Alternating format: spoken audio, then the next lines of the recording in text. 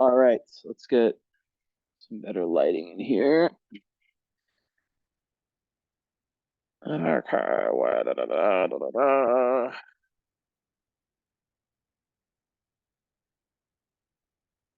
come on, you lights.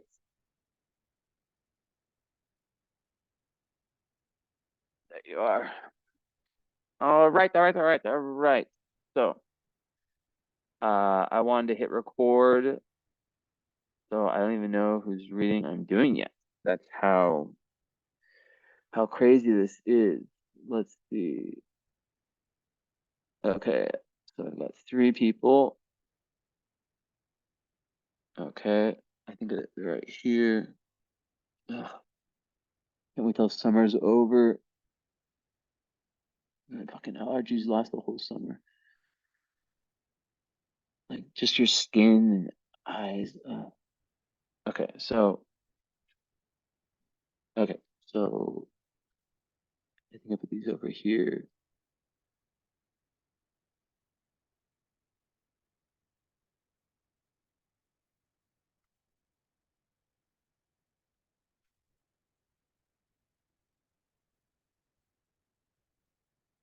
This brightness is destroying my soul. Ooh, okay, I could do this one. Yeah, that's interesting. Let me pull this up.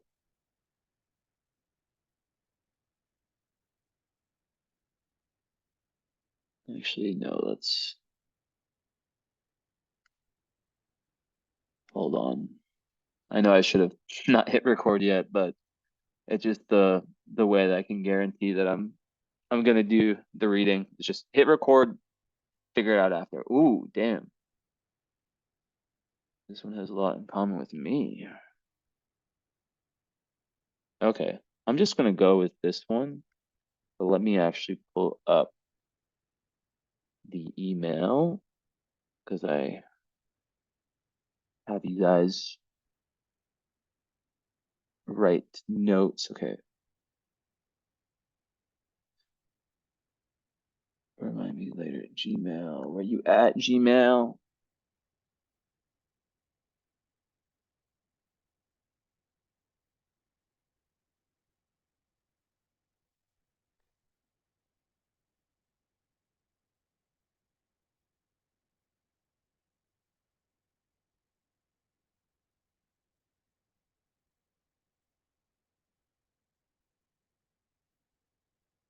Okay, I see. Interesting. Interesting. Okay, it's so funny. So let's hide your name. It's not funny, it's just so interesting that you said in your email you had relocating as something, right? And usually, that's like a completely different reading. Astrocartography, it's basically through this thing called astro mapping. I don't know if you've seen it, but it's like a different reading I offer. Feel free to book one. I do that one in a live session. Sometimes usually people do like this, and you already have the follow up, right? And most of the time people add current astrology to the follow up, but sometimes people like this Friday I have one that's current follow up and astrocartography, but a lot of people will just do follow up, current astrology, and then astrocartography. Like all three people just want to know about their energetic hotspots and cold spots, and just kind of what might be a better place to live. Now, the reason I'm bringing this up with your chart is because you have exactly what I have. This is very rare. Um, so, well, actually, it's very interesting because so you have Jupiter and Mars. Wow, so you have so many planets on angles. So when a planet's on an angle, it means when you were born, if you divide the sky into the furthest north, furthest south, furthest west, furthest east, you have Pluto on the IC at the very bottom, which I have as well, and we'll get into what that means. But it's a very challenging aspect. And then you have Jupiter rising, which is one of the best aspects you can have. You have Jupiter right on your Leo rising, so you shine very bright. But we'll get into that. But the point is with astrocartography, I'm actually going to pull your. I just want to take a look because you have so many planets. Because I was going to say I only saw the Pluto, And I was like, whoa, like for me, I have Pluto on the IC, and that's the only planet I have by an angle, right? Because like with astrocartography, I'm not gonna get explain it all right now, but like the point is that it's like if you have um planets on angles and you live where you were born, um, you have those influences a lot. So for you, let's see, wait, I'm in the wrong. No, wait, why is it not showing that?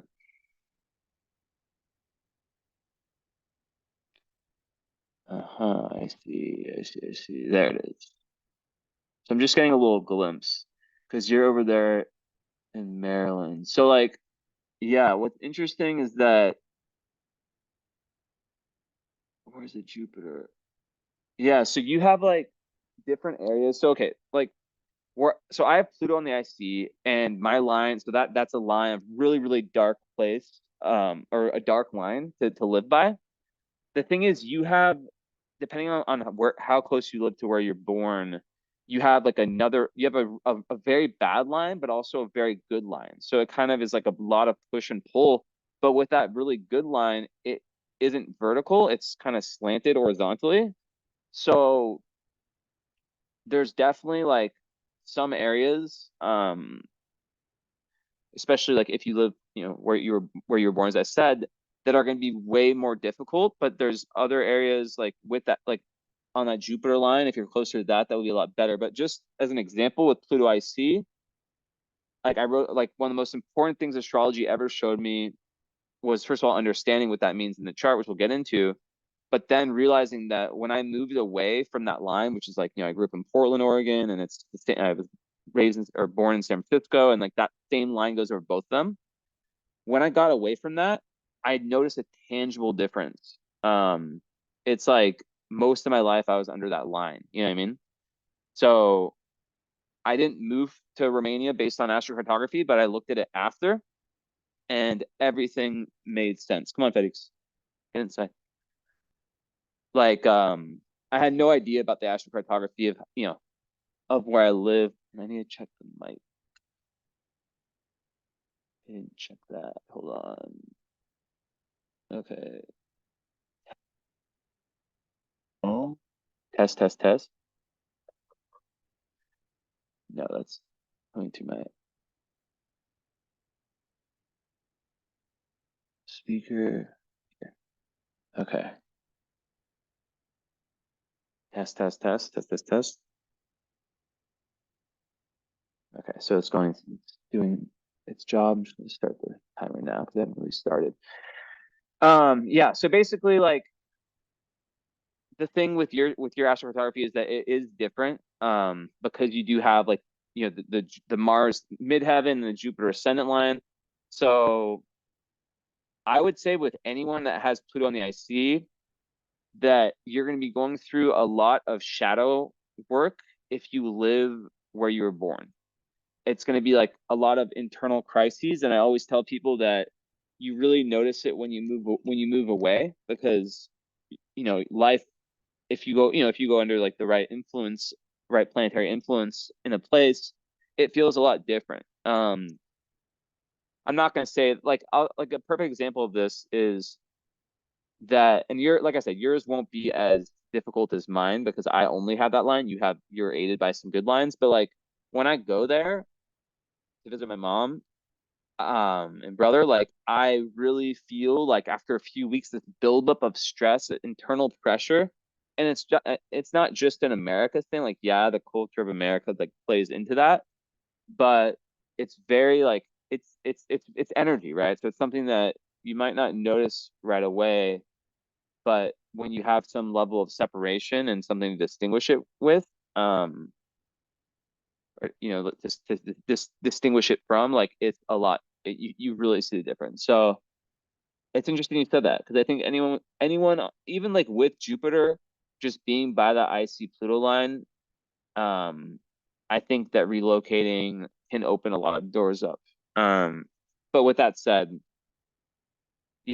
Jupiter ascendant with Pluto IC, they're like the same distance away. You're going to feel a lot of Like the energy is going to be a mix of like expansive and stressful. But I think that there's definitely spots, and you might not even live where you were born. There's definitely spots that are just a lot more positive. So yeah, let me know if you ever wanna book that. But let's focus on natal. Let me turn this thing on my computer for the uh, screen. The brightness is just like wrecking my eyes. Oh, cat hair. Cats in the house. We have Mr. Fedix right now. Fedix. And there's a lot of other cats that will probably pop up. All right. So everything's hidden. Oh yeah, I need to reread that again. Yeah, life purpose, possibly communication, or community slash friendships. Okay. So yeah, most important. Okay. So let's share this. Yo, guys, stop. Fedix, Mika, the cat fight. All right. So you, my friend, were born on a Taurus new moon, right after it. A few hours after the new moon in Taurus, you were born. So you have your sun and your moon in the same sign of Taurus, and Chiron is close by. So whenever I have people who are born on a new moon, what I like to say, if you can understand, like if let's say like Instagram was around back then, right? And I guess I don't consistently make videos like for full moons and new moons anymore. Um, but let's say like there are astrologers that do, right? That have like reports, this new moon, this full moon, they go into like all the aspects and the energy. If that video existed, or if there was like a report about it or whatever, it would be a big it would help you understand your natal astrology a lot. Because it's really, anyone born on a new moon, karmically, the theme of new beginnings, new karmic beginnings is big, right? It's just very prominent in their lives. So, in Taurus, and when we have the North Node in Virgo with Saturn, in the second house, interesting. Saturn, Pisces. So right off the bat, that's super interesting. Your South Node in Pisces, that is sort of defining, giving us a clue to your karmic, um, I guess, been there, done that, karmic identity, kind of what just works for you, like in default mode. And what I find, I get a lot of clients with South Node and Pisces. Um, and I find that they are super imaginative. I always say it's the past life mystic South Node, um, especially being in the eighth house, right? It's a very magical occult house. But sometimes the difficulty, and that's why I think that you have this Taurus energy in your chart with Mars on the midheaven and Aries, is that you're here to really find um, a lot of balance. Um, you're here to kind of like, there's been past lives where you've been a little bit too in the shadow realms, or too in the spiritual realms, too in the imaginary realms. And perhaps, let's see if there's any squares. 15 mutable. Yeah, interesting. So yeah, there's definitely been past lives where you weren't really able to be your full self, to really express this Neptunian energy, for whatever reason. It's kind of, like you've been you've kind of been pushed away from allowing yourself to just dream.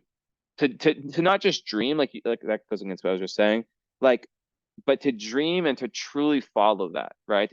To truly, like, be inspired by your imagination, and then just allow whatever that is to guide you in your life, right?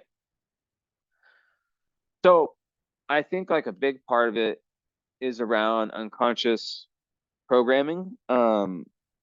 So like the messages, the unconscious messages that you take in or have taken in past lives has been very it's sort of led you away from this life where you're able to just trust your intuition and just flow, right? And you have Neptune and Vertex together, so through your creativity, and it squares the South Node, so it's like it's really really important to grasp the North Node, right? The North Node is represents like the karmic mountain that you have yet to climb or that you're trying to climb in this lifetime. So the balance of Pisces, South Node, and Virgo, North Node, have been too much on the Pisces side.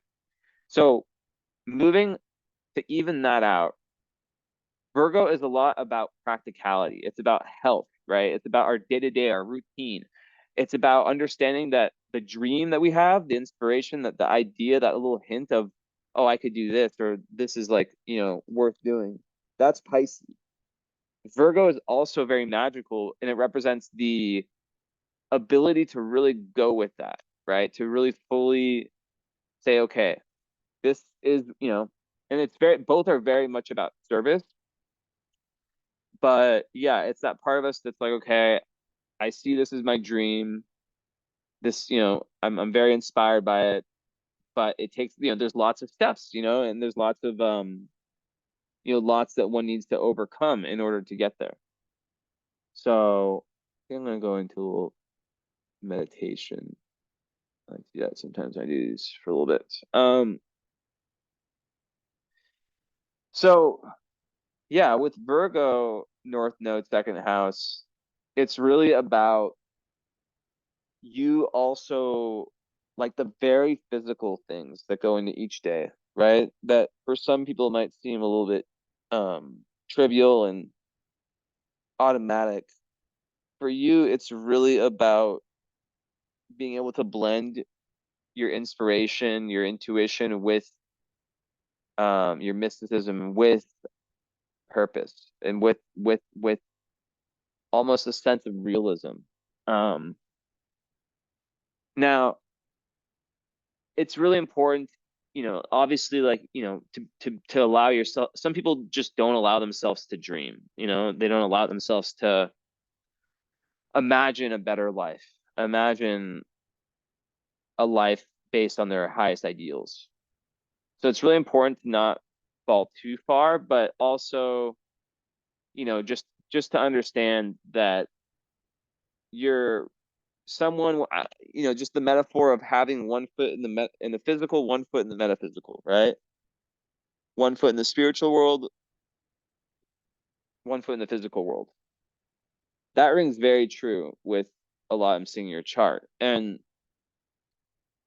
the fact that your north node's in an earth sign and then that your sun and your moon are in an earth sign, it really, and it's Taurus, the sun and the moon, it really speaks about groundedness and how you've beat the mission in different lifetimes of of water when it comes to like the intuition, compassion, inspiration, all that stuff comes very easily. um so you really, I think you have the chart you have today because you're trying to be equipped to live a life where you still have a lot in your karmic past that allows you to see things that other people might not see and perceive in ways that other people might not be able to perceive, but to be equipped with the ability to use that in order to build, with each day, right? Something that has very solid foundations. What's really interesting also is that you have Chiron on your sun and your moon, so as part of that new moon. And Chiron, as you may know, is the wounded healer. So, if when we have a planet, especially an outer planet, planetary point, if you want to be precise, on our sun and moon, that's a big deal. And that planet is very, very important. The archetype of that planet is very important to our life and our story. So with Chiron, it's really about a lot of people with that, with their sun or their moon, they can feel quite misunderstood early on. There can be some difficulties with self-esteem. Sometimes it's with feeling good in their body. Um, Sometimes it's with their identity, but they're meant to go. And then, with Pluto on your IC, oftentimes people who have Pluto on their IC experience some type of childhood trauma or a childhood that was not safe in some way, or that just kind of didn't feel right. There's something about it that where that person tends to have like felt the depths of the darkness of the world. And it's not necessarily like so horrible. It's just um that person is on, like, with your chart, even if you were a kid and I was reading it, I would say, this person is, meant to go through some difficulties early on so that they can learn to be more empathetic. And so they can learn to understand the struggles of other people. Hi, Esme. Um, so yeah, I see this a lot with some of my clients that are healers themselves or who are meant to be healers. And that doesn't always, it really comes from different people at different times in their life. And it's not necessarily like they're meant to do that as a job, right? And especially since it's on the sun and your moon, like your feminine and your masculine. So it really does speak to a lot, whether it's something that is done in a way that can then be used to help other people, like the person who overcomes a lot and then is able to teach other people how to overcome that. It could be like that, but it could also be a lot more personal to you. And, even with the North and the second house, there is a karmic impetus to build, like I said, and to do things on your own, to not require help, um, to have this like self-sufficiency. So I think that's like a big thing, a big thing here is that usually people with charts like these, they feel like they have to grow up, or like they had to grow up pretty quickly.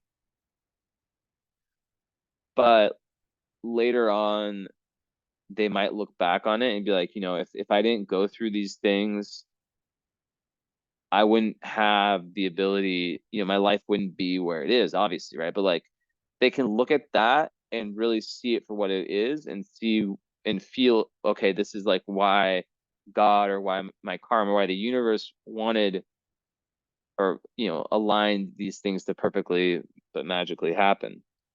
So yeah.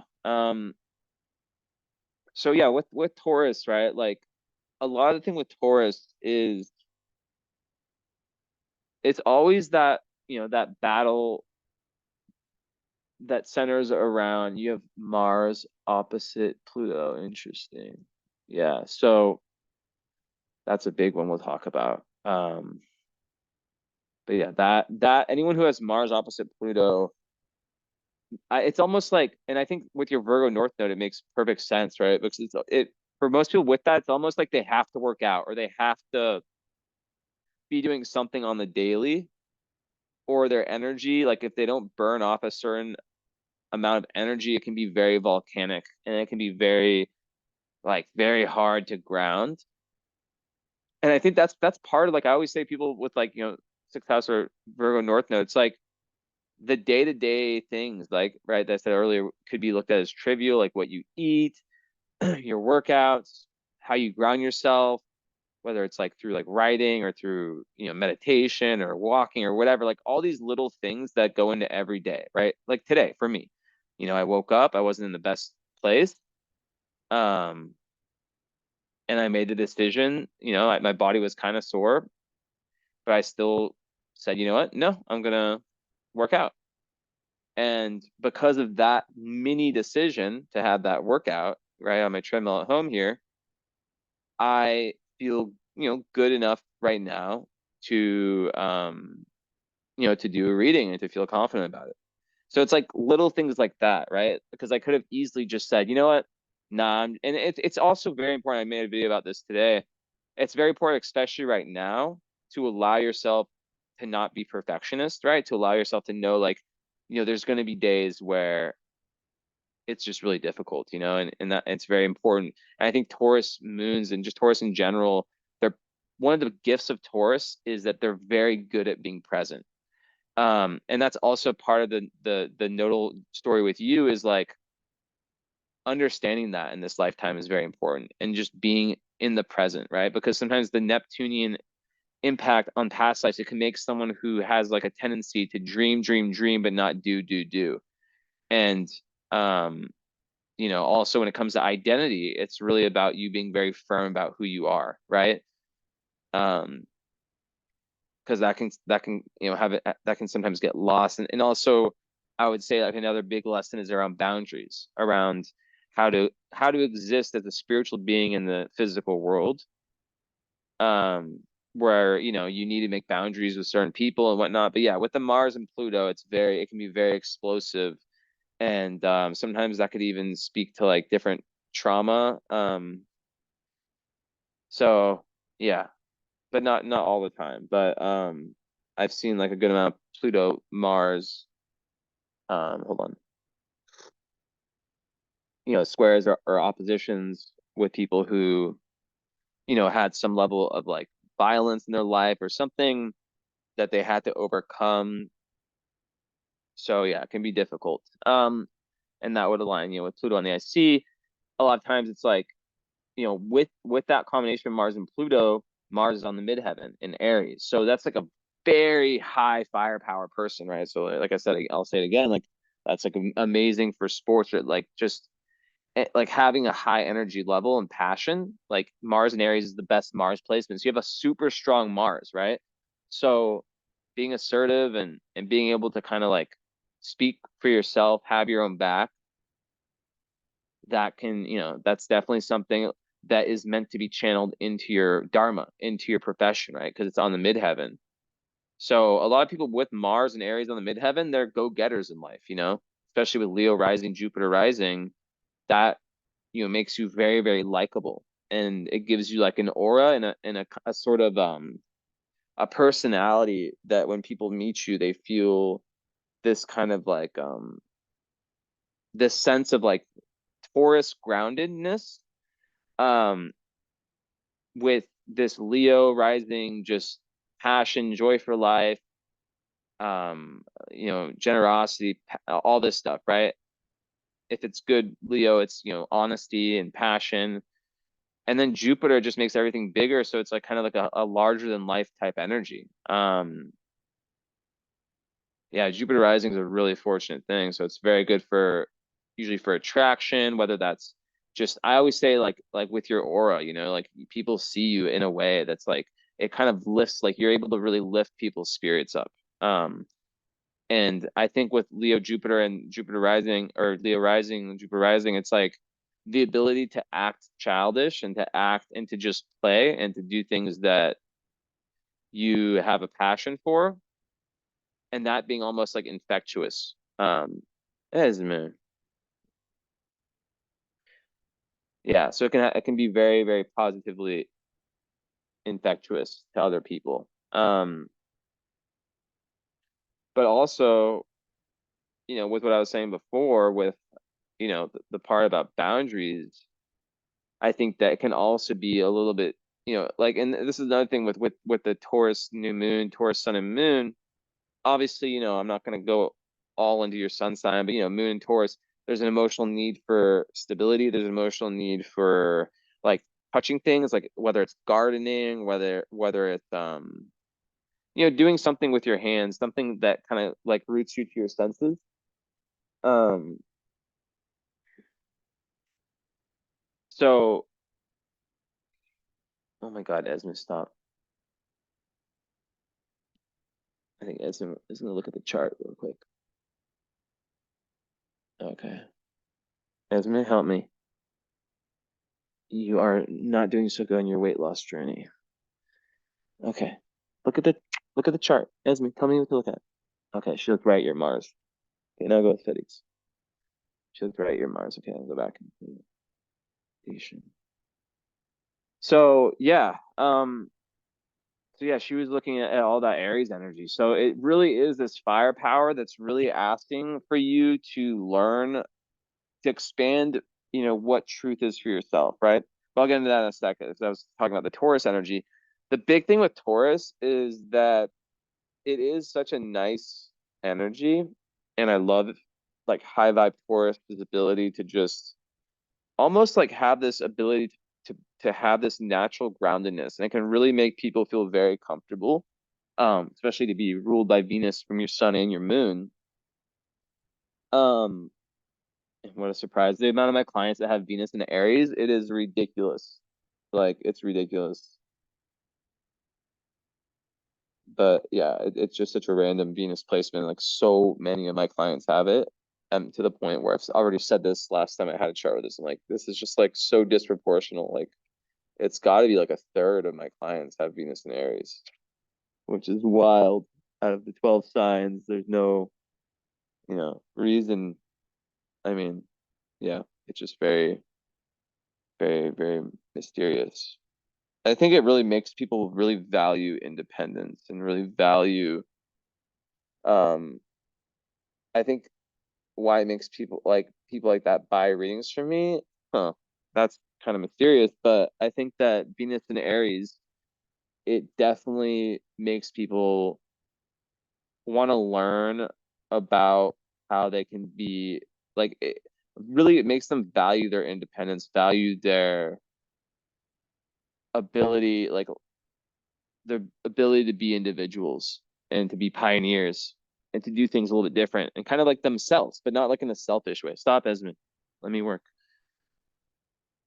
Go up here, Esmond. Go there, Esmond. Esmond. Don't give me those eyes. What? Esmond. Okay.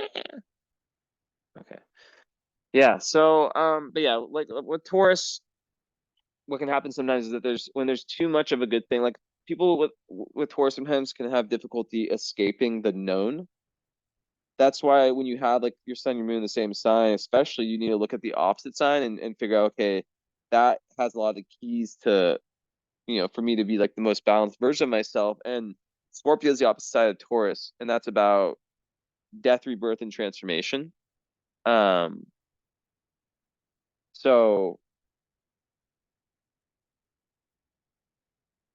yeah, like sometimes a lot people with hold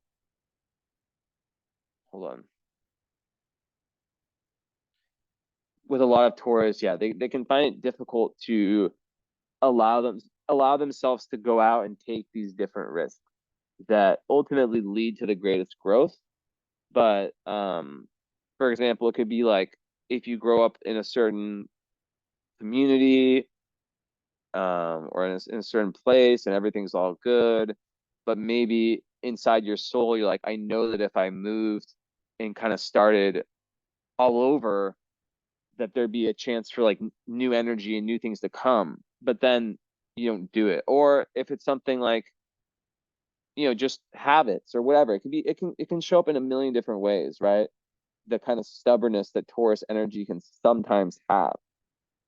But an evolved Taurus is able to say, like Taurus at the highest archetype is heaven on earth, right? It's like the earth sign, the most earthy of all the earth signs, right? So it's really, really about being able to embrace life here on this planet. And I think Tauruses are very happy when they are living somewhere that is close, where they feel close to Mother Earth. Um, like I said, they love to be able to touch the soil, to walk on grass, to go and water, little things like that. It really makes a big deal to, artistic minded, sensible Taurus. Um, and yeah, Taurus like definitely has, like I said, like the superpower is the ability to start something and continue to follow through, right?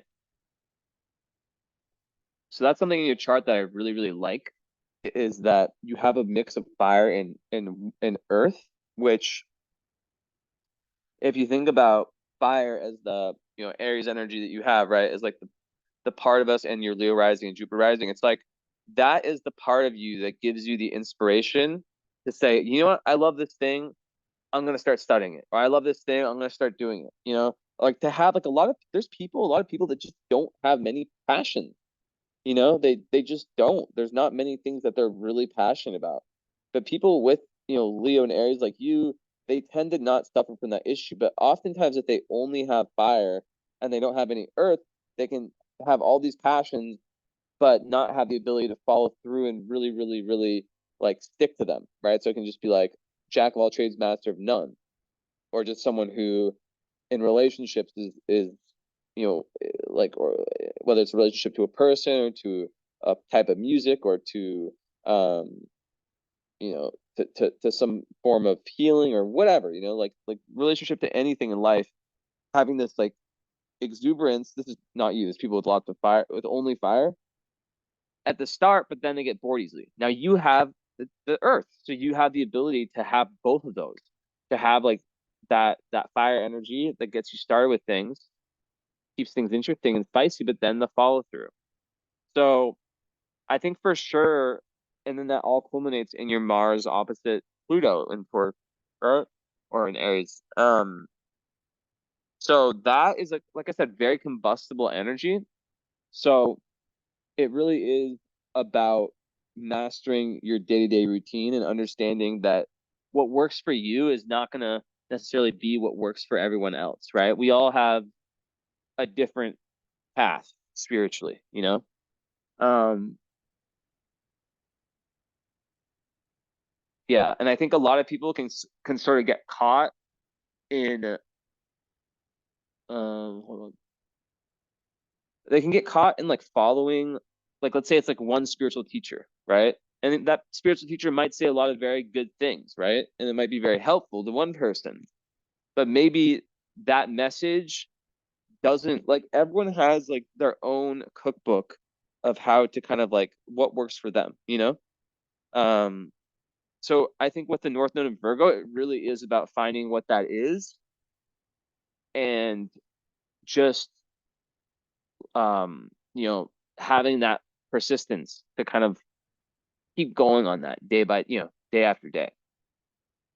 But yeah, like a lot of your life is about like with Chiron where it is, I would not be surprised at all if you were a gifted healer, especially their South Node of Pisces, who, is really trying to, also North Node of Virgo could be interpreted as a mission to be of service to humanity, right?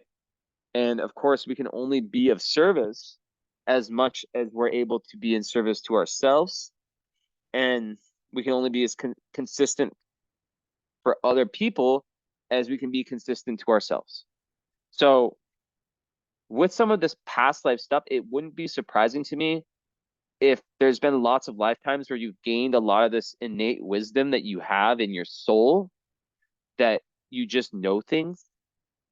Um, and then in this lifetime, this chart's very, very good with manifesting and with putting things down and actually like following through on them. So yeah. But of course, like I was saying, with Taurus, the question always becomes how, in what ways in my life am I holding myself back because of a fear? One second, let me call. Hold on.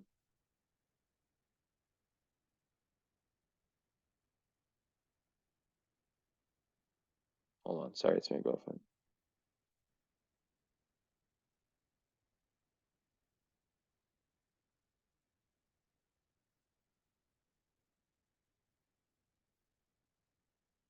She just arrived back in the city.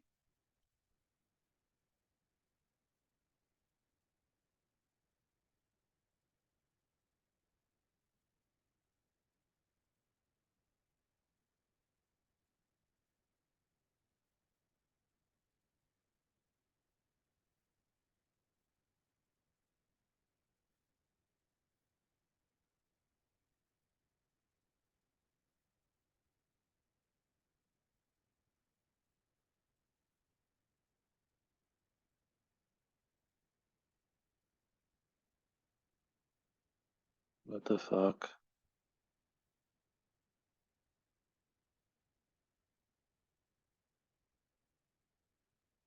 She just sent, she's like just got back. She's with her friends for the weekend and she said she's going to her friend's house and sent me a photo of her friend who like looks completely messed up. So I'm just, she was telling me she's going to see that friend. Got like in a bad accident. Damn. Okay, I'm putting the phone down.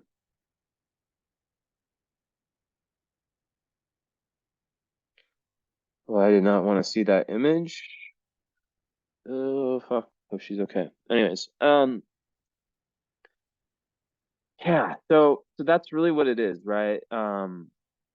With Taurus, it always is how can I understand that taking risks in life is what's needed and that sometimes they feel very uncomfortable, especially if everything in life is filled with things that are very, very solid. And of course, then that also brings up the question, if something's good, why change it? And I agree.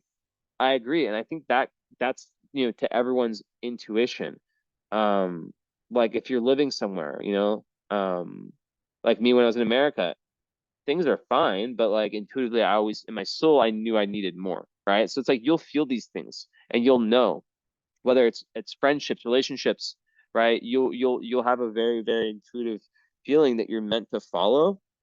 Um, and I think another part of it is yeah, is really is yeah, it's really getting away from fooling yourself, from self delusion, kind of like self delusional types of thinking. So yeah. Yeah, with Neptune there, I think a big part of that square with the nodes is around one's like it's like unresolved material with like how one what one believes ultimate meaning to actually be about, right? With how someone handles their dreams and resolve in kind of like resolving material around these very subtle types of energies, right? And a lot of people with that square karmically, there was some loss of meaning, right? Where in past lives they lost this like life force because, and you have Saturn, which is opposing yourself, and so it's like it could have been in a society that you were very that was very conditioned and maybe even godless that kind of pushed you into kind of like not looking at that for yourself or like not being in the place you are now, which is anything is possible, the world is magical. Um, like these types of thoughts could have been held back from you in past lives. Um, so yeah, I think it really does come down to like yeah, just like unresolved dreams. So I think when we go back to like that Pisces Virgo, I think that there is a big need for you to still be a dreamer, but then also to have a dose of realism and an understanding of like, it would be amazing to get there. Like if let's say you want to learn astrology, easy example. Understand like, okay, I'm very gifted. Like let's say you're very gifted at astrology and you're like, I want to understand it. It's like the Pisces part is like that imagination, like, oh my God, it'd be so good, it'd be so amazing, like, or anything, like Reiki, whatever it is, yoga, it'd be so amazing to heal, like to heal people with this, and like you can kind of feel your way, you can kind of like feel, and that's with the fire also, being able to kind of like sense, like, okay, like this is like that's like what drives you. It's like that fire flash of intuition of like what drives you towards continuing to try to progress in this because you get a sense of what it is. But the Virgo is like, okay, but it's going to take these steps, it's going to take this amount of time and it's not going to be a linear process. I have to have, this kind of model of you know of action going forward for it to work. So it's that's like an example. um so yeah, I think also there's like the need to kind of distinguish whether or not different dreams need to be physically realized. or if they can just exist as fantasies. Um, so and that can bring up this other issue, which could be like the difference between personal fantasy and I guess objective reality, right? And that's something that's very important to kind of weigh out, right? Um, so yeah, a lot of people with this, they can go through like different spiritual crises early on in their life, um, that ultimately leads them to transformation, but they question things very deeply. Um, and like if you want to sum it up, it's usually someone who's lost their spiritual way. Um, and they're trying not to be caught in like cycles of like despair and meaninglessness, right? And you kind of like going for like their like they it's really important for you to find in this life for you to find, and the fact that you're getting an astrology reading is like a good indicator to me, even though like I make sure not to look at any photos or know anything about the person, but yeah, to find like healthy escapes, right? um yeah, so also one thing I would add to that, it's really important. Like sometimes people with this, they can have there can be issues around like some kind of like psychic, not possession, but like something in that realm where they really could benefit from some type of like I don't know, shamanistic like cleansing, something of that matter, like Reiki, like energy work like that, working with like I'm very careful when I say people should work with mediums because I think a lot are full of shit, or maybe they're not full of shit as much as they're, if they're a channel, but their channel isn't perfectly clean, then it's hard to really, I've seen them do as like harm in certain situations, even if they didn't mean it, right? So it's very important, obviously who you choose. But yeah, those are some of the potentials with that. But yeah, I think the fact that Vertex is with Neptune, it just speaks to like how fifth house Neptune is about like your hobbies and your day to day having giving you a sense of connection. So it's like it's very common for like musicians, or especially Taurus can be very good for music, right? Or arts in general, to like have like what you do for fun and for play to really help um get you to a place of inspiration and oneness. So yeah, it's a nice placement for giving someone lots of inspiration and the ability to connect their imagination with what they do creatively. So yeah, and overall, I think that like your career slash your dharma, your life purpose, like it's very much linked to, you have your sun and your moon in the 10th house, the house of career and of dharma. So your, what you do that represents your life work is of the utmost importance to your feminine and your masculine sides, right? Um, to the core essence of who you are, it's this need to really, really, really create something solid. I've seen charts like this where it's like the chart of like a millionaire, or the chart of like, someone who's just like extremely successful in the physical world. Um, Taurus obviously is, linked with money. So,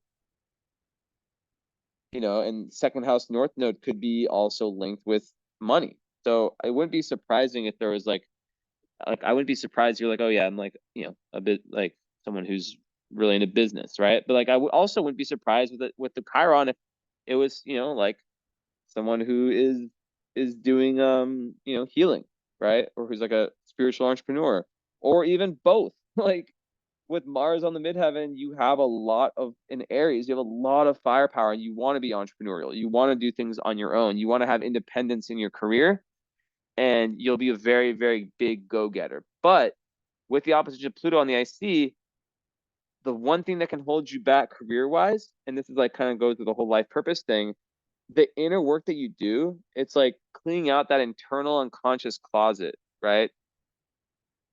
That will have a direct impact on your career.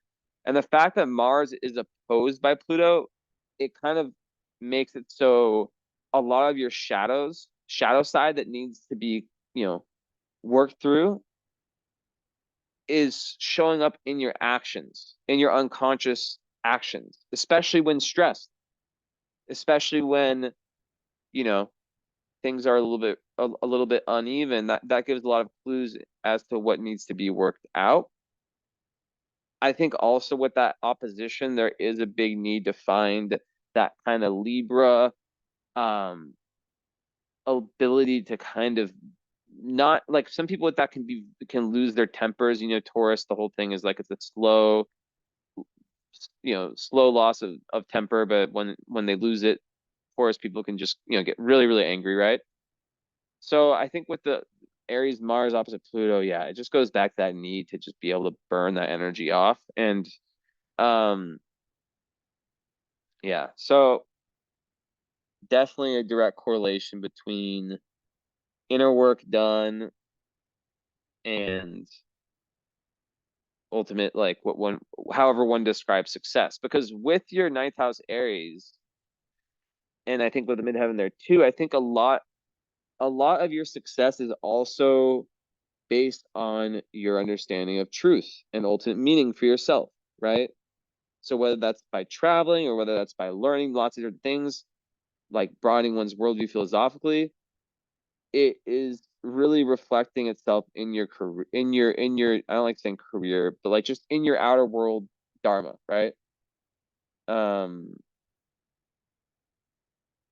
so I think with all those planets, all that ninth house Aries, it's like being very spontaneous when it comes to that, the acquisition of more wisdom and the acquisition of new experiences, and someone who probably really, really wants to just experience and see a lot in their lives.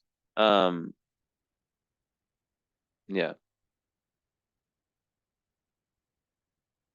And even with Venus and Mars there, it's like, it could even be someone who, meets like a lover traveling, or who, who loves foreign places, or, who has a passion for seeking out answers and in meaning in life. Yeah, yeah, yeah. Yeah, because you have Mercury, Venus, Vesta, Mars. Yeah, so and even Juno there too. So I think like when it comes to love, I definitely think that Taurus, is very good at being balanced, but there is like a keen sense of like reliability and consistency that I think is needed for people with a lot of Taurus. That's why you see a lot of Taurus with Virgo, people with like, you know, Taurus and Virgo in their charts, like because those two signs just get each other. And Capricorn also. They just get each other, and they understand like, you know, the little small things. Um Hold on. The little small things that kind of secretly run the show, they understand why those things are so important for each other.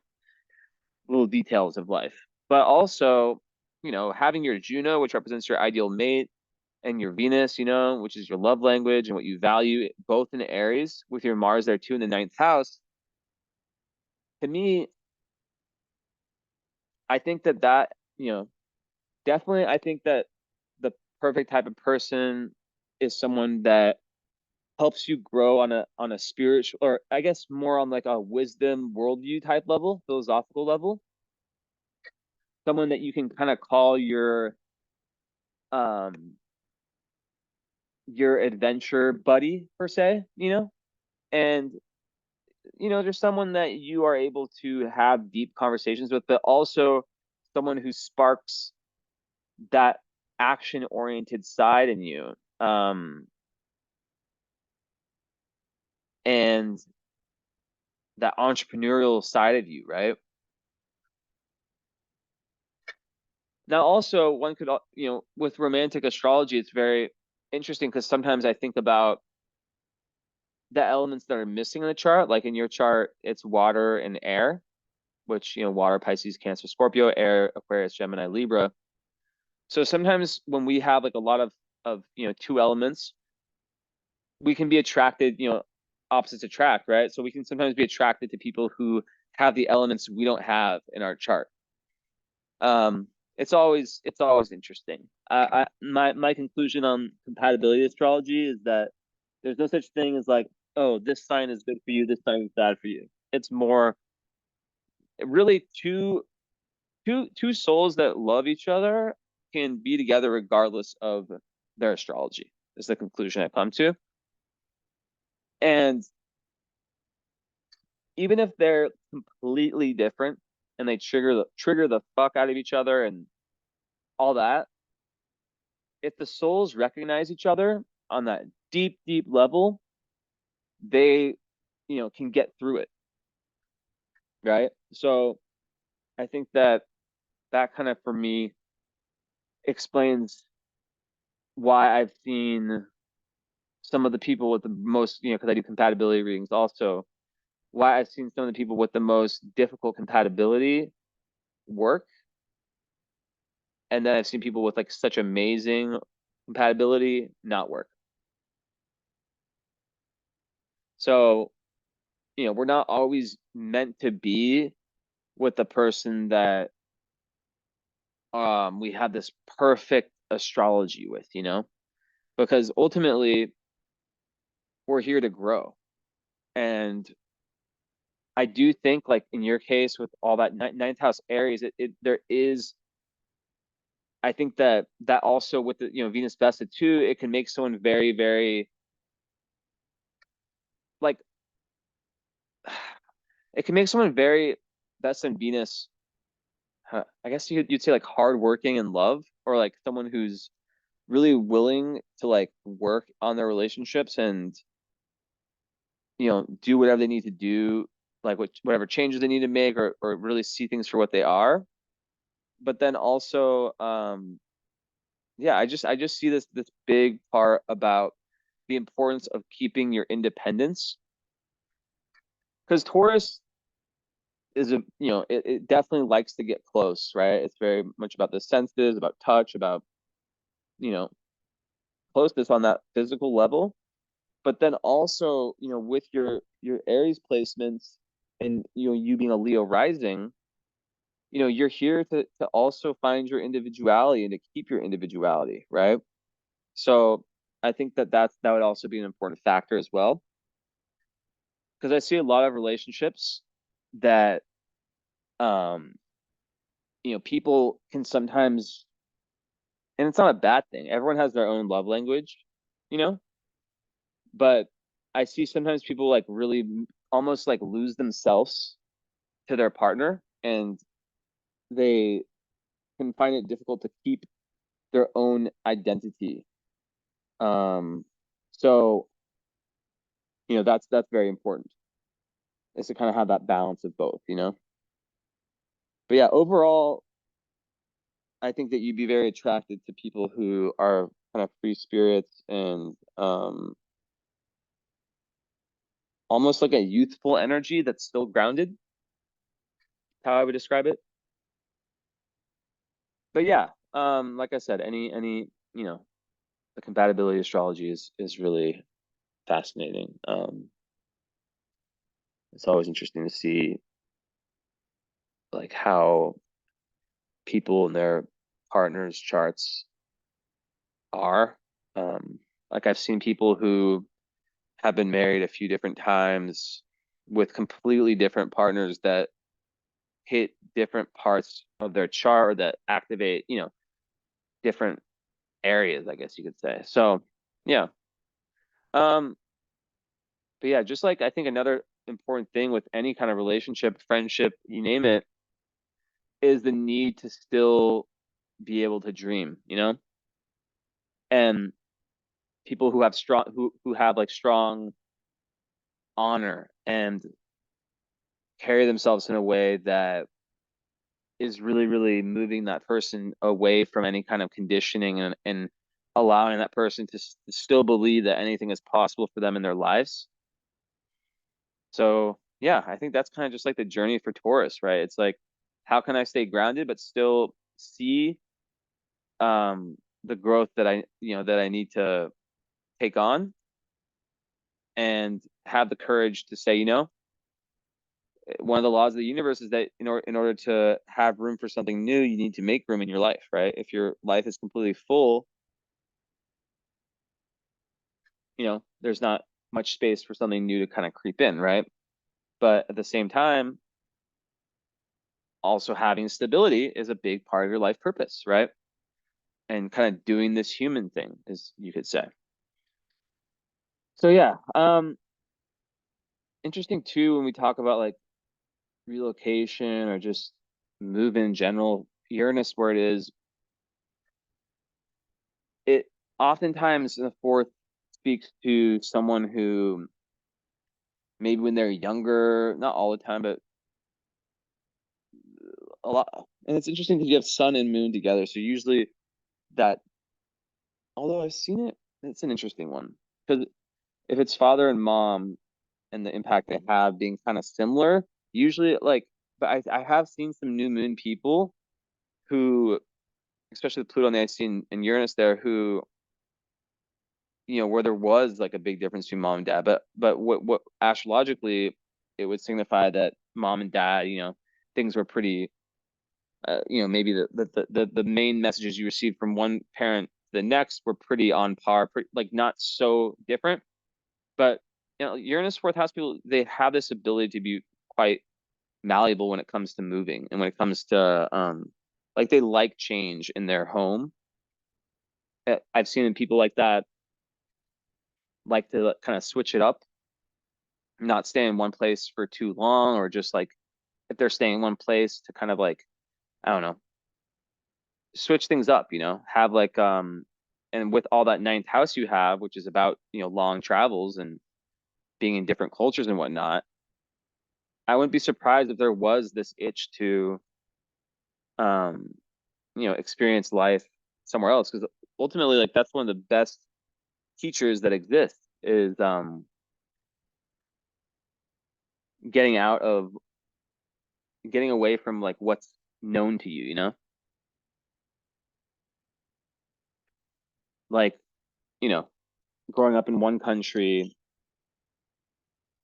and I can speak to this personally, like, yeah, I mean, like living in Romania for 5 years, it's so different, right? But it's little small things, and then that kind of like adds to your worldview, right? Because people in different who grow up in different situations turn out a lot different one to the next.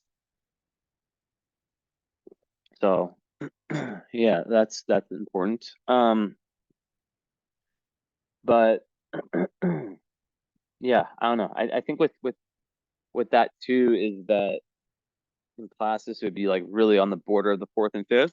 And I think that also speaks to just enjoying passions that give you independence, that are not necessarily so in line with like what culture and what society says you should be doing or you should be interested in. It's really about, and in your case, it could be about turning your dreams and what you do for fun and what you're truly passionate about into your work.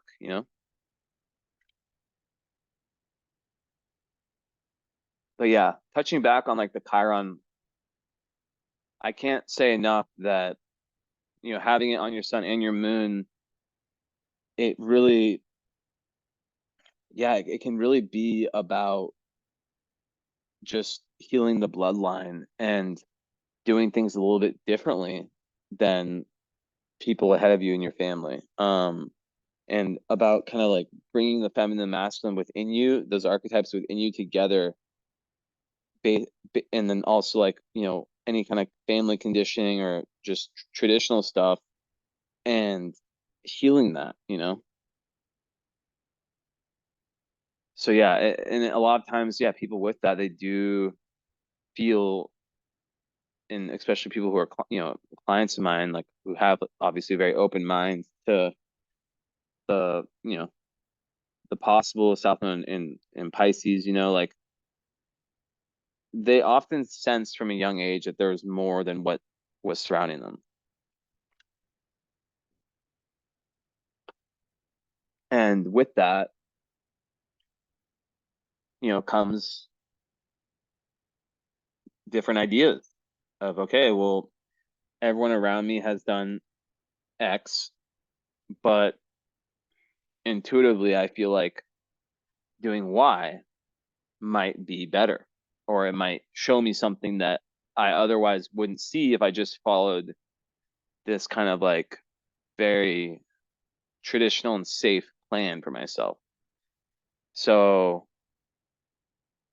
yeah, kind of really it's just a lot in your chart about healing, deep internal healing, and kind of pushing the limits, and then having that be reflected in your, in your career slash what you do for, like as your purpose, right? However that's defined for you.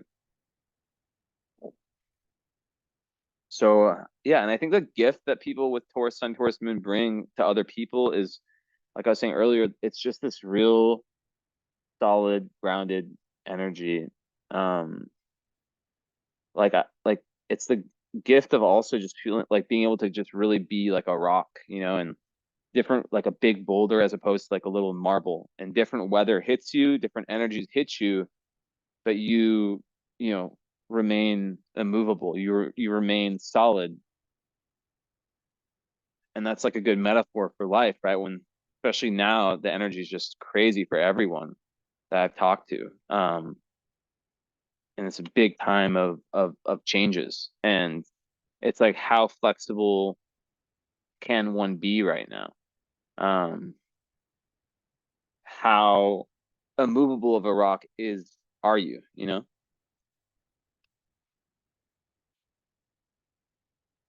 And everything falls back into that North Node in Virgo with Saturn there, right? So it's like a lot of people with Saturn in the second didn't necessarily grow up with much money a lot of the times. Not always the case, but I've seen it enough times where the person might have a feeling of, I've seen this actually a lot, especially people that don't get into like spirituality. They might, a lot, like the theme I've seen for a lot of people with that is that they need to get past this like a feeling of like being poor. Like I've seen very wealthy people with this who are afraid to, who started off their life with not much, who work really, really hard for what they get. Like one of my uncles, right? And even my grandpa, I can think of it like, and then they're very afraid to spend any of the money that they made, or, very, very conservative in that sense. But I've seen it to a point with Saturn to where it's like, okay, you've worked so hard to make, to kind of like make money, and to, work really hard towards getting out of the situation that you came from. But now that you're there, now that everything is super solid, I've seen it with people where they're afraid to like spend, to spend, and they're still, like it's like, what are you saving all this money for? And I get it, especially if you have kids and stuff like that, you want to pass something down. But I think also it's like being able to understand, because a lot of it, what I've seen, can come from a fear of like, it's gonna run out, or like, if I buy this thing, so it can just be like a difficult relationship with money, in the sense of like, oftentimes it's not until their Saturn return around 30 that things started to really move in the right direction in that sense, right? So yeah, and then also second house, Saturn could also be related to self-esteem, and Chiron and Taurus too, right? And being able to see the self clearly. And it definitely, I think people with that can have a tendency to like overwork themselves. So it's very, very important to, just to look at one's life and see, okay, this is an area where I might be too perfectionist, putting too much on myself. How can I, lower that? How can I enjoy what I've built, right?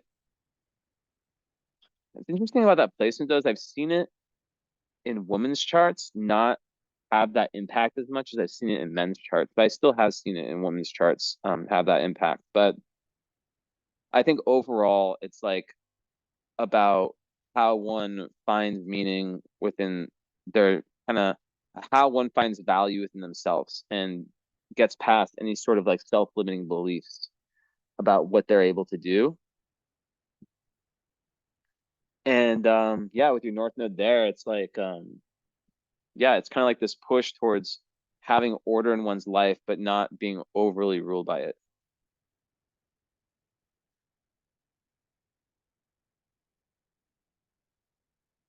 Not overly identify with work, with one's work, and yeah, kind of getting past any fears around that. Like yeah, financial insecurity, and yeah, it's lots of karma around that too. So it could even be like past life memories um of poverty. So yeah, just like it's really yeah about mastering self-reliance and hard work, and any fears and challenges around finances. And yeah,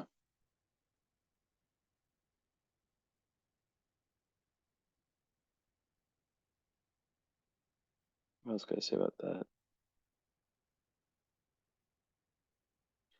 I guess what I would add is that a lot of times there is that kind of connection between a sense of like sometimes it can be almost like a like feeling like worthless or like low self-esteem.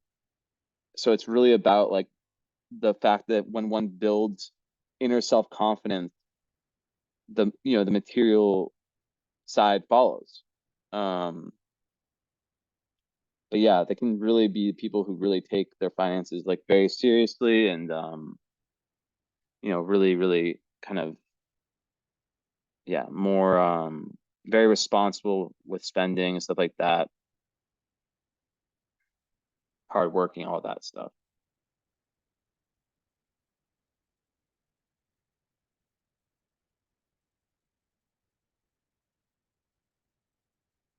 But yeah, like I said, it always, like a lot of people I've seen with this, like they can sometimes have like, yeah, just some interesting money karma. And then it just a lot of times it just gets a lot better after 30. So it's like just being able to look at that and say, okay, if that is the case, what were the lessons learned, and in what ways, is one holding themselves back, different fears, right? Let's see.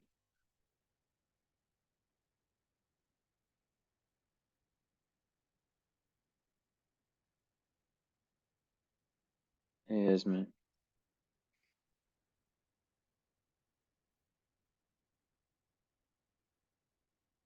No, Esme, stop. But I think that goes with the North Node and Saturn too, is like it really is about yeah, like what and how one like values themselves, like what in oneself one values and how they value it, right? Um,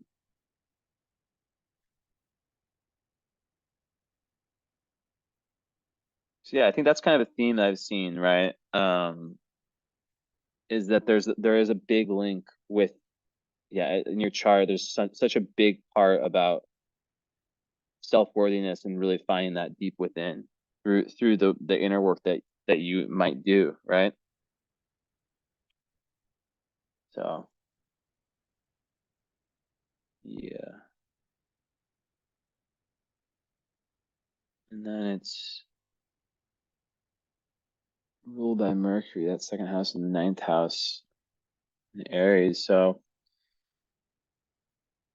yeah, I mean that could be someone who might, make money or who might, through spreading wisdom, spreading knowledge in some type of way, inspiring other people.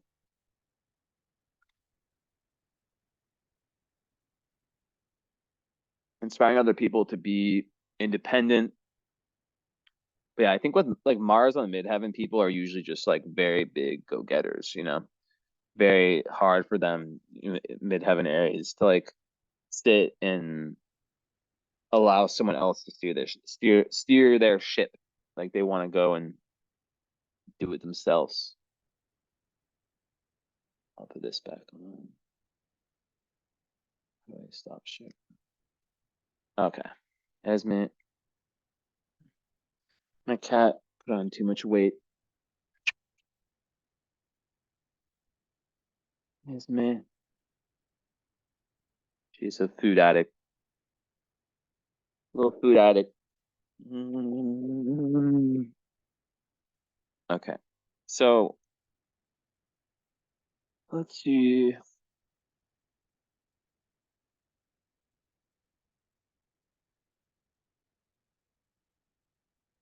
But yeah, even like a 10th house Chiron person like could have a career as a healer, you know? Um, but there can be sometimes feelings of like inadequacy with respect to the outside world. And sometimes they might not like recognize their full worth, you know? And be very like unsure of their career path. And yeah, a lot of times people with that, like I said, they become healers, right? Because the Chiron and Taurus, that's another one that I see with so many of my clients. It's like, you know, it's really important not to like kind of with the Saturn second house too, to not rely too much on money and possessions to make up for any lack of self-worth, right? It's all internal. So yeah.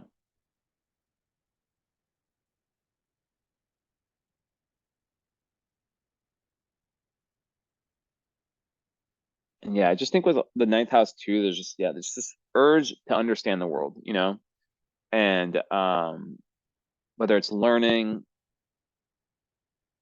just to acquire wisdom in different ways, you know. I think also Venus and Aries sometimes like yeah, like I was saying earlier, like they can like in love go towards like they can really see who they want and go towards them like in a very direct way, regardless of what you know what gender they are. And then when they're in the relationship, they can really want to keep that independence, right? So it's like can be a little bit confusing, right? Because it's like they go towards what they want, but then when they're with that person or whatever, they don't want to completely lose themselves to the relationship. But yeah, usually they're not afraid of, you know, being the initiator. And what's interesting also, Venus rules how we spend, and Venus in Aries, oh yeah, Venus trine Jupiter, nice. But yeah, it is usually someone who can be a spendthrift, who can just spend, spend, spend.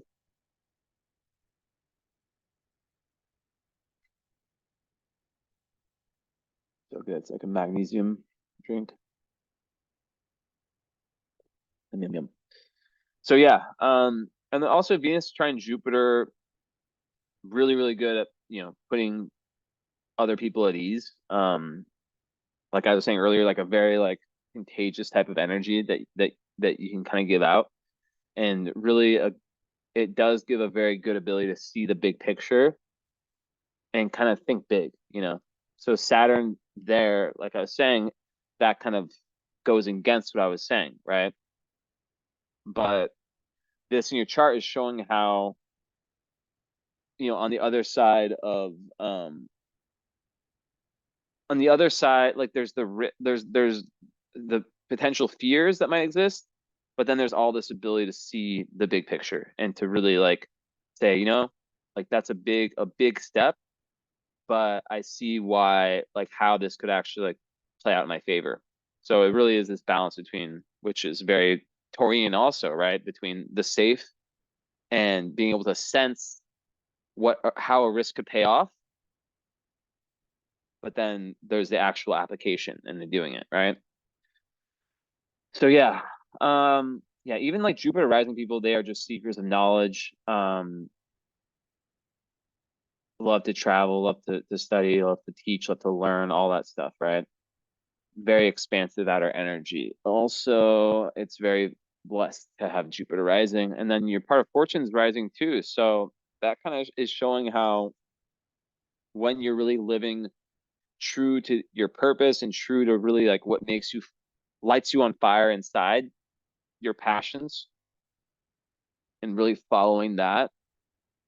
Um, and also your independence, right? When you're really, really following your independence as a person and your that process of individuation, that's you at your best, right? So it's not like in no one's chart am I saying like this person should be single or this person should be um in relationships. No, that's not how astrology works. But there definitely is a lot of positive that comes for you when you are able to kind of be in your own energy.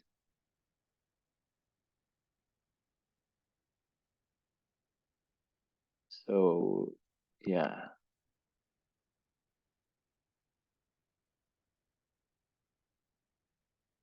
And I think it also speaks like the importance of like having that strong spiritual relationship with yourself, you know? So that could come in the form of like having space in your relationships. There's lots of different possibilities.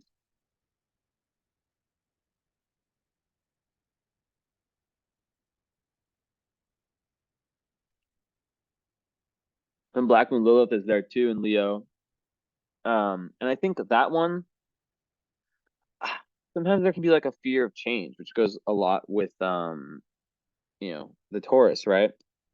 And what can happen sometimes with that is that people can, work really hard to get to a certain position in life, and they can attach themselves too much to that with their ego and their self-esteem. So it really is like about the integration is about like, change is growth is found in change and risks, right? Um, and also allowing, bringing other people up and the importance of that. So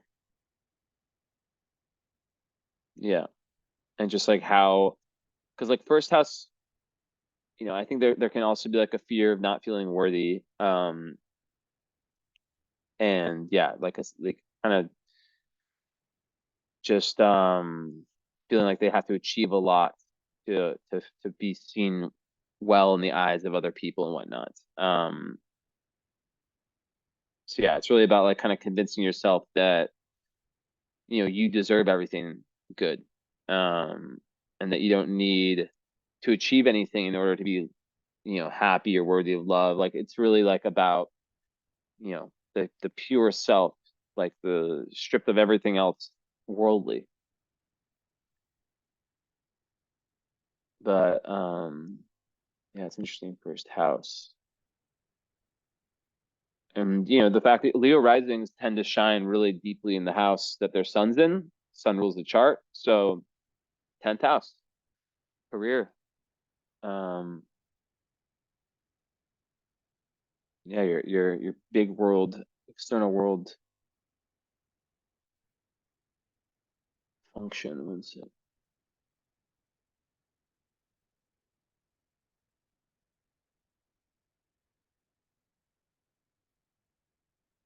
So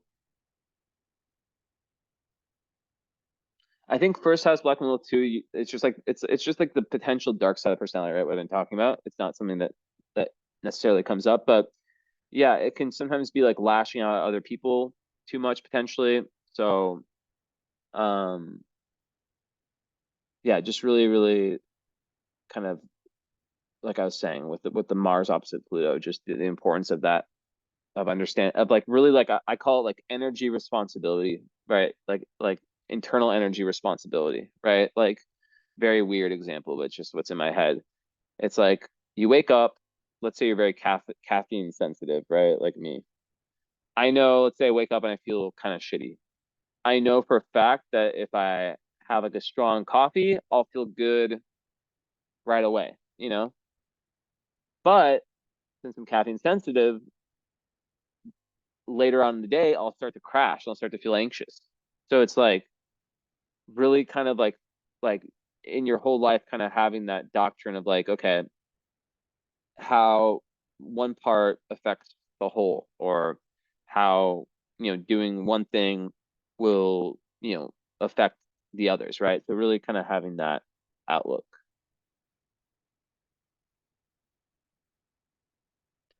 And then yeah, so Saturn's trining Sun and Moon, that's very good. Um, so that actually is that really pushing back. It's like such a close trine with your moon. That actually really, really helps. That's actually like a godsend in your chart because that really helps with inner self-confidence and the ability to kind of like solidly build yourself up over time and like gain respect from other people. So that one definitely, definitely helps. And with the sun, that so this like really like can make someone take on responsibility with ease, quite organized, and it's very good for success. But still, everything I was saying before, is like there's different energies that are both showing up, right?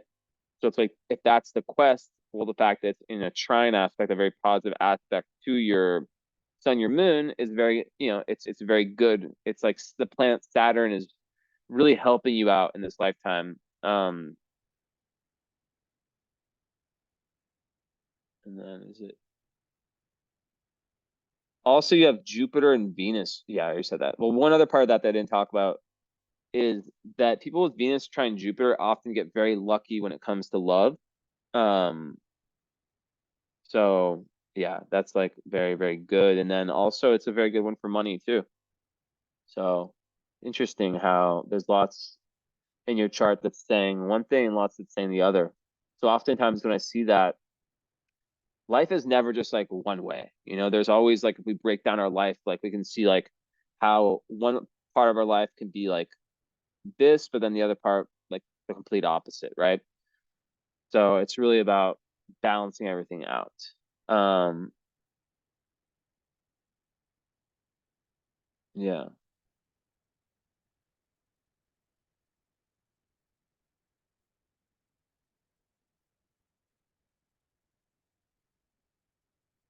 So yeah, I definitely see a lot of travel in this chart.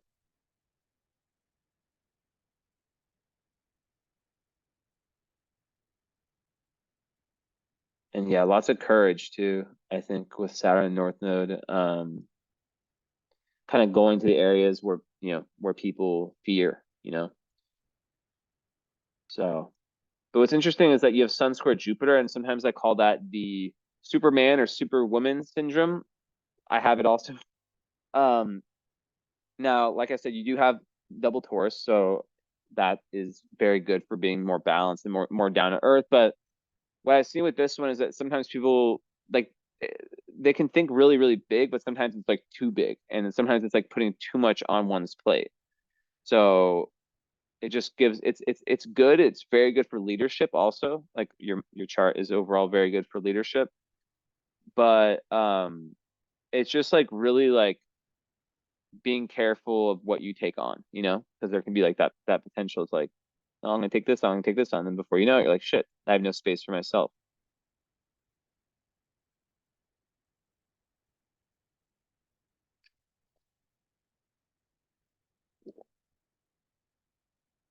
But yeah, really like you're trying to really, really um like form in this life your own personal set of values that are based on all of your discoveries, all the wisdom that you take, and you're constantly upgrading, right? You're like a phone where you're constantly upgrading your wisdom and your worldview based on the information that you have. Um, very, very, yeah, very philosophical chart. Um, Someone who's constantly like open to new information and to new interpretations of what matters, and I think that's the people that are the most interesting, to be honest, because a lot of people they're very black or white in their thinking, and they don't allow, for example, let's say like you're trying to form an opinion of some someone online, or someone that makes YouTube, or someone on TV, or something political. I don't know, whatever it is, something spiritual. Let's say it's a spiritual creator, not me. Um, like the black or white thinking is just like, you know, 100% yes or 100% no, right? But like really a person or an idea, like we have to break it down into like all of the like there's so many different categories that come with it, right? So it's about understanding that, let's say that there's someone that you agree with 70%, 71% of what they say, but the other 29 you disagree with. Let's say there's someone that talks about lots of different subjects. Well, then that makes, like you're still able to take what you want and leave what you don't want, right? So yeah. But I think like overall, when your nodes are on the Pisces Virgo axis, it is a lot about dedication to being of service to other people, usually, right? Um, but yeah, with that South node, there can also be the potential for getting overwhelmed fast in past lives. And because of that, or like, like I was saying earlier, like losing faith, losing inspiration, it's just really important to keep that magic alive. Um, and yeah, overcoming the tendency to kind of daydream and not follow through. Let's see here.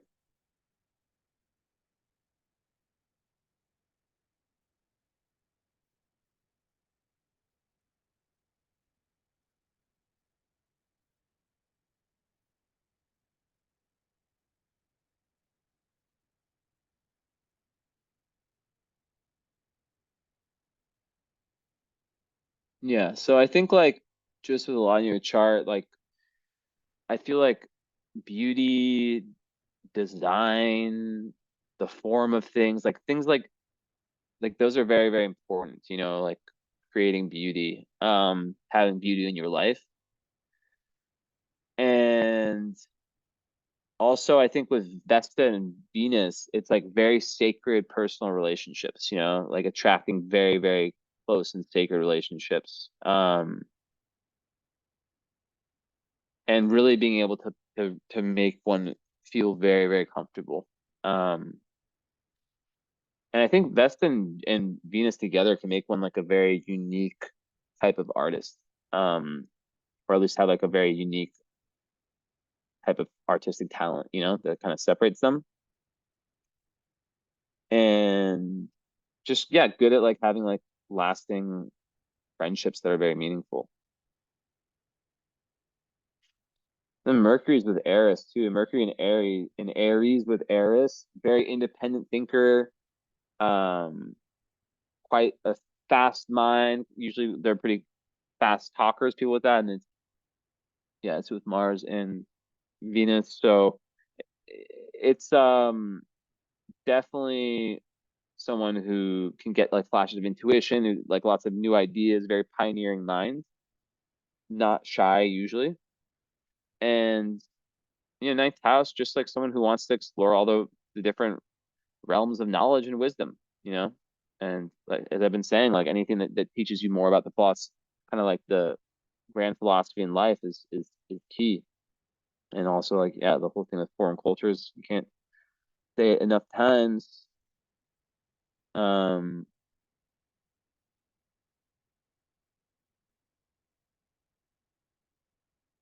yeah,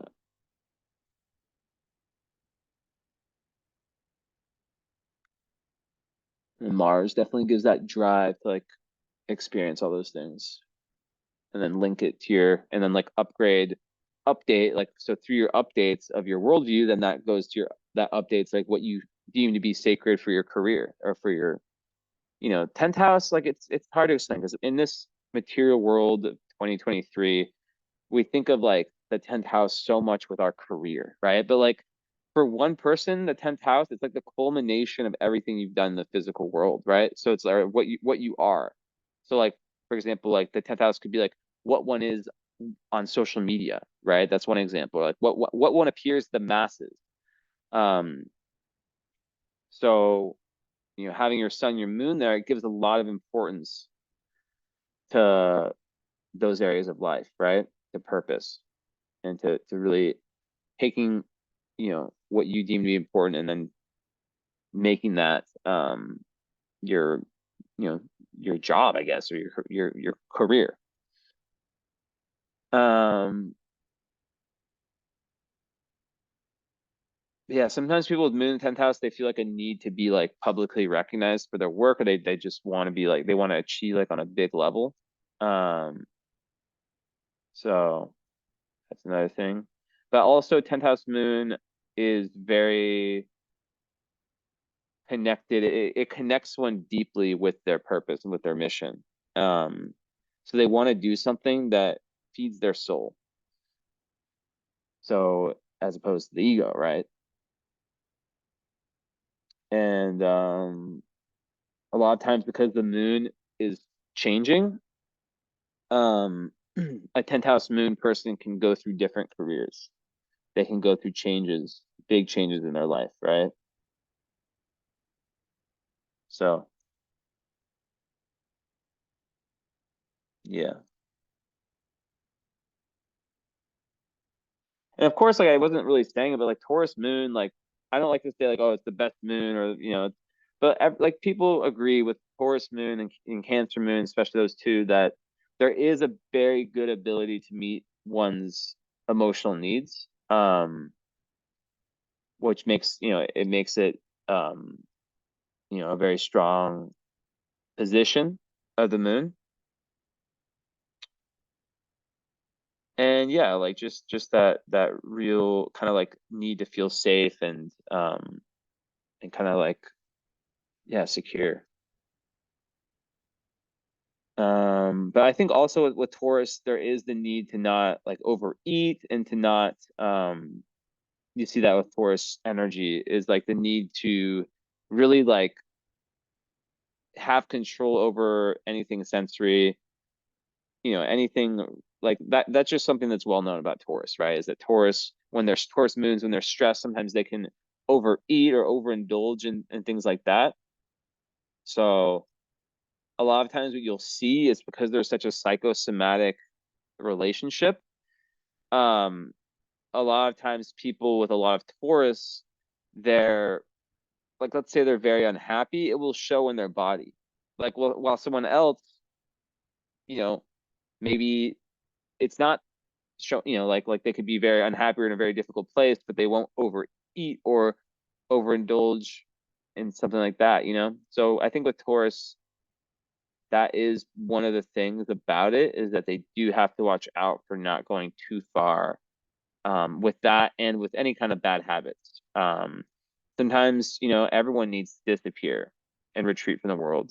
Um, and also with sex, it's not anything that's like that, right? I think that that's part of the thing for Taurus is it's almost like they feel their senses deeper than most people.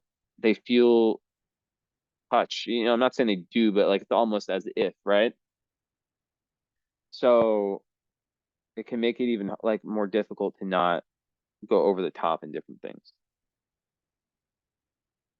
Um, but yeah, whether it's like, like I was saying earlier, anything with like touching, like I gave gardening as an example, or doing Reiki or massage therapy, anything like that, yoga, decorating your house, cooking, anything artistic, anything musical, like just those are just examples. Like Taurus Moon loves those things. Yeah.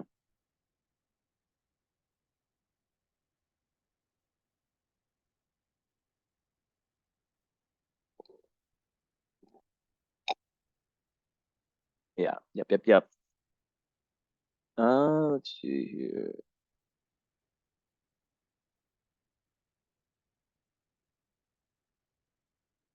Interesting though, because like your 10th house Sun people usually like Saturn second house usually comes from poverty, but Sun 10 and Moon 10th house usually there's like the parent or at least one of them is parents or at least one of them is from like a good social standing. So lots of things you can try. I look forward to the follow up and let me know if you want to add. Most people do follow up with current astrology, and I'd be happy to give you like a huge discount I'm down to do it for 260. Usually it's like four or something. So it would be like a three, if you decide to do that, it would be like a 3 hour first hour follow-up, which you already have regardless. You can stick with just that if you want. You just have to let me know. And then so that's an hour regardless. And then if you add the current astrology, it becomes a 1 3 hour session. And we talk about the first hours of follow-up. We talk about what's happened, with everything that I said today. We compare your lived experience because everything I'm reading, like everything I'm going off of right now, is I don't have any. I make sure to forget what every client looks like and what their energy is like from even texting them. I don't follow any of them or look at any photos. So when I'm doing the reading, it's completely objective. And then when we talk for that first hour, we're comparing your lived experience with what I said in the reading. And I'm just answering any questions and clarifying anything. And then after that, if you want to do the current astrology or even the astrocartography, that we just move on to that. But yeah, mm, mm,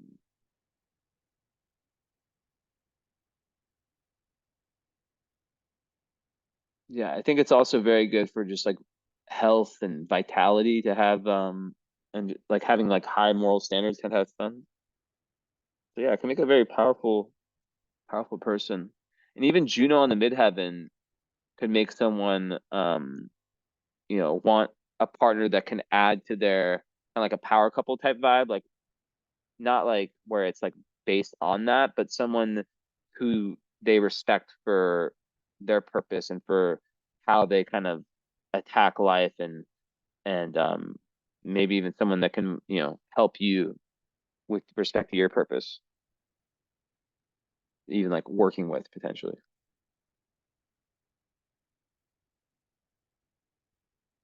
Yeah, I think like just when it comes to like your mystical side of your life, um, and the kind of more spiritual side, I think there's a lot of fate and things just kind of aligning at the right time, like any types of like spiritual teachers or anything that really helps you in that respect. Very fated.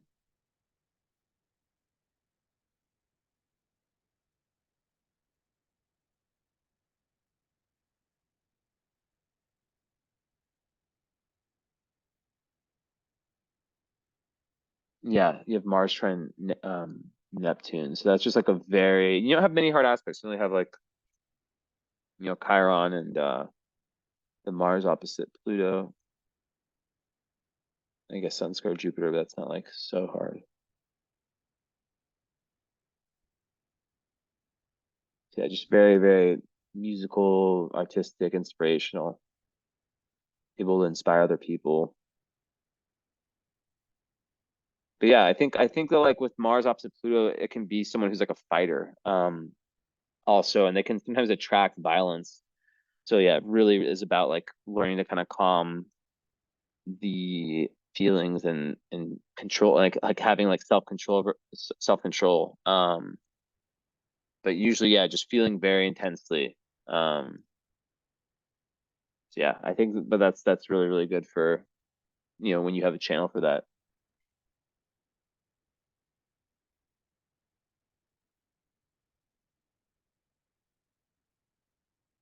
Also, the moon trine your north node and sextile your south nodes is interesting to me because it's like there could be like a very and even yeah, so there could be like a very very like sometimes people with that it's like their destiny is sometimes quite close to home, like in the sense of like it's like following understanding what your true heart desires, um your true emotions, like that is like the most authentic version of that. Following that is following your destiny. um so a lot of times like some people have to kind of go out and kind of seek their own destiny, um but for you it could really be like fate knocking at your door in that sense. So that's like things naturally kind of coming to you that push you on that north node journey. So Ceres and Pisces, interesting. In the eighth house. So eighth house series, you feel very nourished when you experience like very deep and intense emotions. Um, and also when you delve into nose scratching. When you delve into like, metaphysical occult matters, things that are more hidden from the rest, from most people. And yeah, in Pisces, it's just like when you feel that oneness, it's very good for healers, like, being able to like really, really take a lot of joy from like compassionate service to other people, anything that makes, or whether it's music or anything that makes you feel that oneness, that feel that like really feel that sense of oneness, the divine, that is very, that really gives a lot of nurturance. So a lot of times it shows itself in helping other people with their pain. So yeah.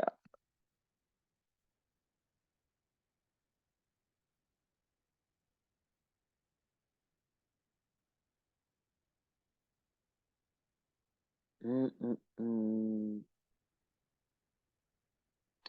Yeah, so definitely a go-getter when it comes to your work, self-motivation probably coming pretty easily. Very inspirational. Very inspirational energy. That's Palace and Aquarius. So that can make a very brilliant outside the box thinker. Um, Someone who's able to like grasp ideas quickly and really grasp ideas and like just very uncon yeah, just like nonconformist type of way of seeing the big picture, and then able to kind of like very humanitarian also, and able to kind of like move differently based on their outside the box thinking. Um, and then the seventh house palace could be like really good for someone who's working like a counselor, who's like working with other people, just like lots of wisdom of like in understanding the way people relate to each other. Um, but sometimes there can be difficulty when it comes to sharing your feel like one's feelings with partners with Palace Seventh. But yeah, Palace Aquarius, I see that a lot because it's like, yeah, the ability to really, yeah, think outside the box. And it's very good for intuition also. Let me pull this up.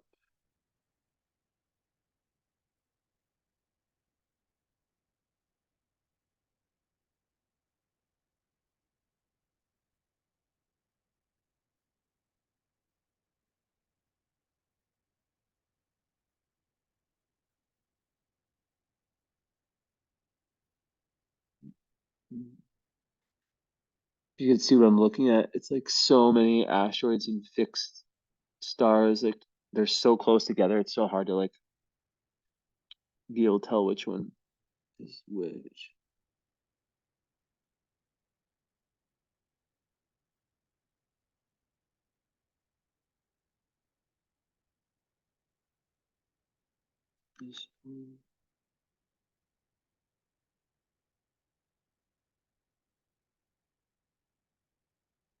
Hmm, hmm, hmm. There's not like really any really of Altair.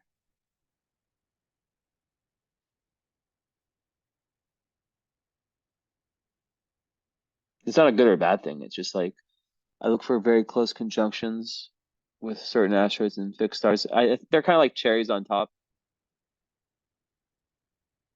in kind of how I practice astrology. But yeah, you can definitely like heal other people through this like unconditional love, that you just have. And yeah, people who have that, the more units with your Chiron, it's just like sometimes it's difficult for them to understand why what they have is very unique. their way of, because like you don't get to see how other people see the world, right? But that just blesses you with this real ability to just love people, unconditionally, really see the higher potential in other people.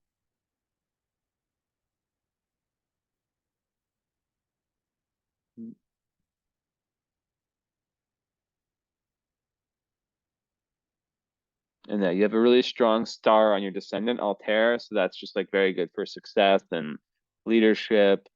Um, it can, yeah, give like kind of like a very, very good like boss energy is how I think of that one.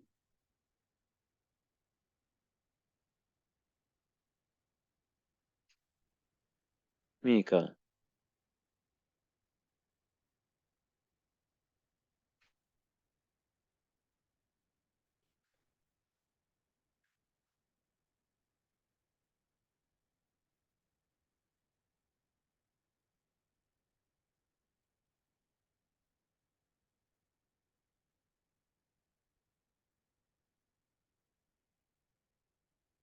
And then you have Hamal on your moon.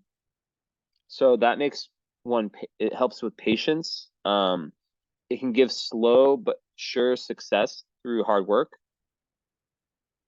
It's difficult when it comes to love affairs, but favorable for marriage. So, and it can also have someone who's married to someone who does very well in business or something, who does well financially.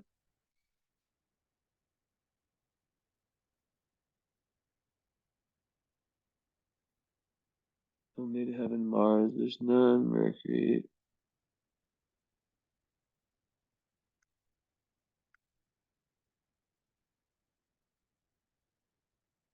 Also, Venus and Mercury together, I forgot to kind of say how, like, yes, they're in Aries, but Venus with Mercury, it makes them quite good at expressing themselves in a loving manner. And they're good at, yeah, putting people at ease through their words. And they usually enjoy talking with other people. And usually quite good at listening and speaking, kind of like the interplay. With some people, it's like too much speaking, not enough listening, and some people, it's the opposite. So it gives a good balance of those two. And yeah, I just see shadow work all over your chart, like a lot of destiny, high destiny, scary Miko, linked to when you're able to really go into your shadow, and take on any of the kind of Plutonian journey into the underworld with your Pluto on the IC. But I see in your chart you getting a lot of help um, when you go that direction, when you take those spiritual risks. All right. Well, that's it. So I hope you enjoyed. Thank you so much. So yeah, let me know. Take your time, no rush. Your chart had a lot in it. Um, Lots of different layers, right? Very interesting chart. So let me know when you want to set up the follow up. If you could email me, jesstheinnocentastrology@gmail.com is my new email. It's just a lot easier than my DMs, which are getting kind of very difficult to answer during this energetic time these days, which has been, you know, a lot for me personally, and a lot of people. It's like if before, like most of the time I was like, able to reach a high energy point. Now I have to like work a lot harder for my energy. Like today I had to, I wouldn't have done this reading unless I worked out before. And it's like whenever I have those little pockets of energy, just going for it. And most people I've talked to have said that that's kind of like they have their own version of that. Right now is a really tricky time. So especially for people with intuition, because we have Saturn that might be kind of blocking some of that for us. So it's difficult for us to kind of sense the big picture where we're going. It can feel very crowded and bizarre. But yeah.